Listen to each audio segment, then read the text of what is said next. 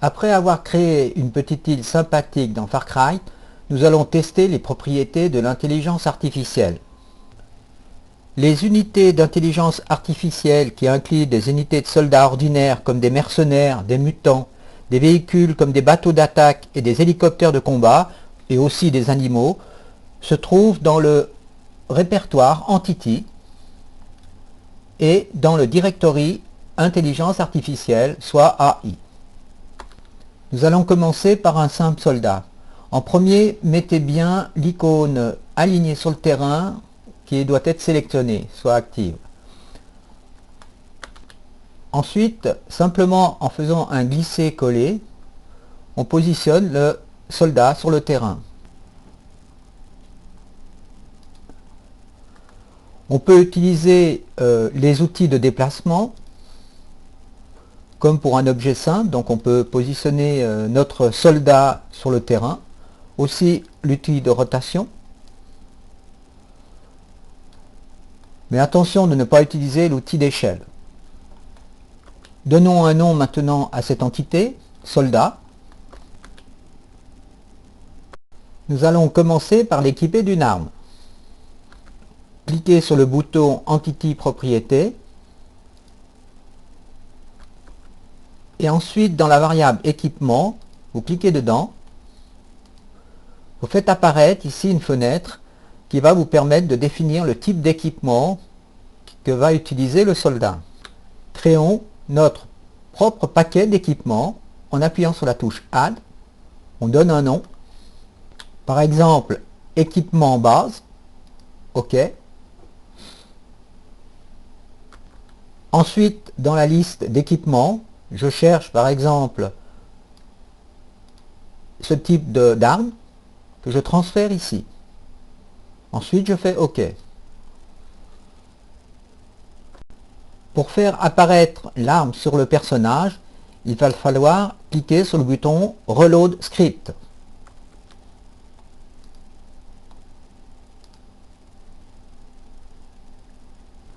Si je veux que l'arme soit portée à la main, il faut que je le spécifie dans le script. Dans ces propriétés, je mets cette variable à vrai. Ensuite, pour voir l'effet, toujours faire un reload script.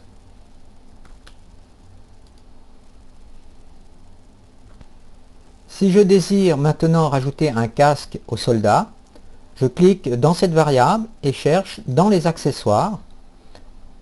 Le casque, je préfère. Ensuite, je mets cette variable à vrai et je fais reload script. Pour créer des actions, il y a plusieurs façons de faire. Une façon simple que nous allons voir en premier et une façon un peu plus complexe que nous verrons par la suite.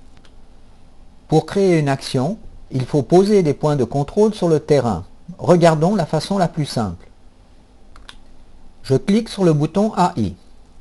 Et là, je vois apparaître différents types d'intelligence artificielle. Je choisis AI encore, c'est-à-dire une encre, que je place sur le terrain.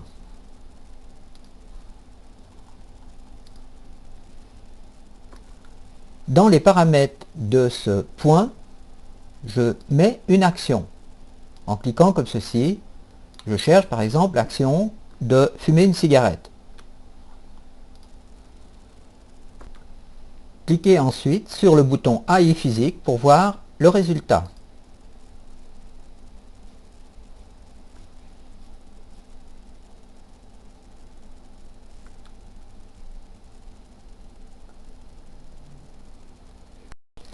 Si par hasard le soldat ne marche pas, il faudra reloader le script. Maintenant vous constatez que l'encre a une certaine orientation, donc le soldat va aussi se servir de cette orientation pour se positionner. Effectuons une rotation de l'encre, comme ceci par exemple. Ensuite de nouveau AI physique.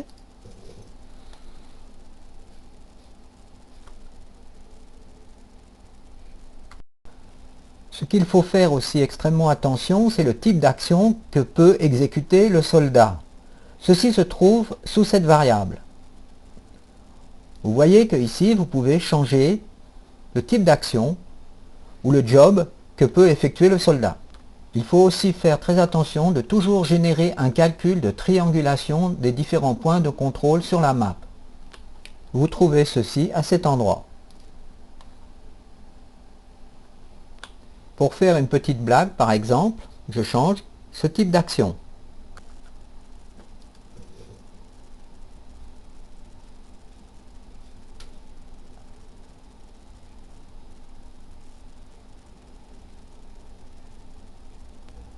Une autre façon de faire évoluer le soldat suivant des trajectoires différentes est d'utiliser le tag point.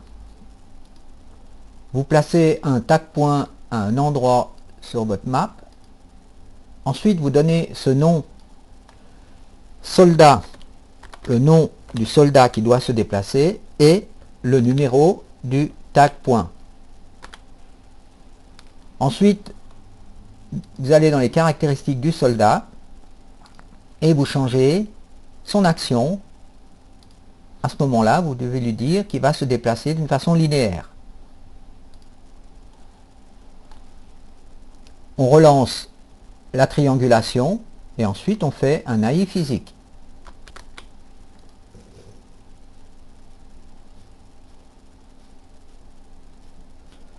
Vous pouvez bien sûr rajouter plusieurs tag points sur la map.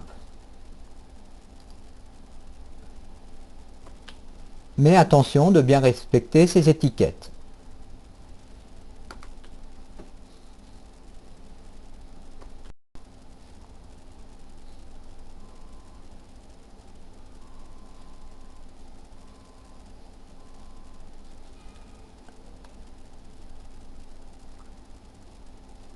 Sur un petit détail qui a son importance, il faut bien respecter les étiquettes des tag points. C'est-à-dire, vous voyez, après soldat, il y a ici un petit trait, le P est primordial, ensuite il y a le numéro du tag point.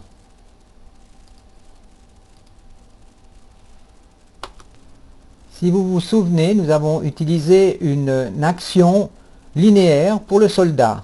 C'est-à-dire qu'il va partir sur le point P0, ensuite P1, P2, et à l'envers, P2, P1, P0. On peut lui faire un cercle, c'est-à-dire en changeant ici son action et en choisissant Job, Patrol, Circle sur un cercle. Et à ce moment-là, il va tourner comme ceci, suivant un cercle. On peut aussi faire d'une façon aléatoire en utilisant ce type d'action. Et là, il va partir un petit peu d'une façon aléatoire. Une autre façon de déplacer le soldat et d'une façon beaucoup plus précise est d'utiliser un chemin. Pour cela, je clique sur AI et je choisis AI Pass.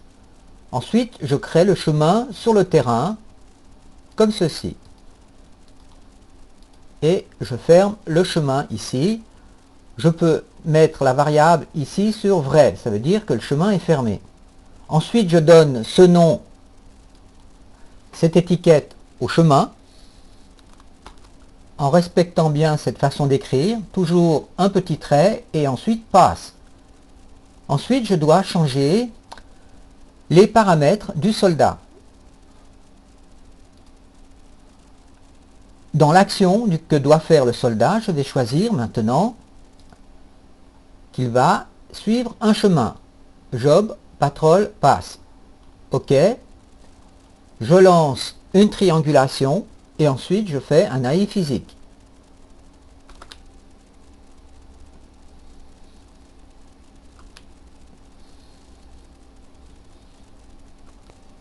Vous pouvez aussi éditer de nouveau le chemin en appuyant sur Edit Shape et en prenant les points et en les déplaçant comme vous désirez.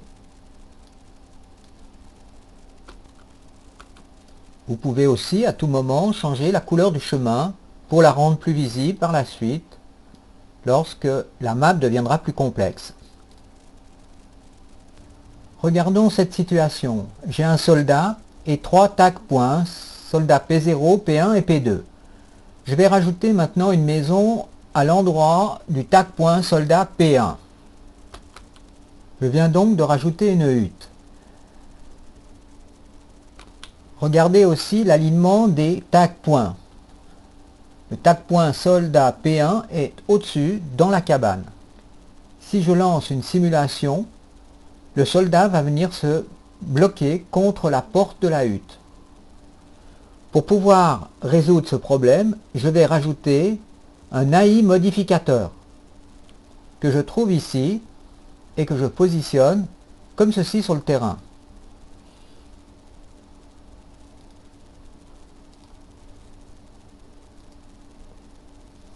Je donne aussi une certaine valeur à la hauteur. Dans mon exemple 4. Maintenant, le soldat va pouvoir traverser la hutte.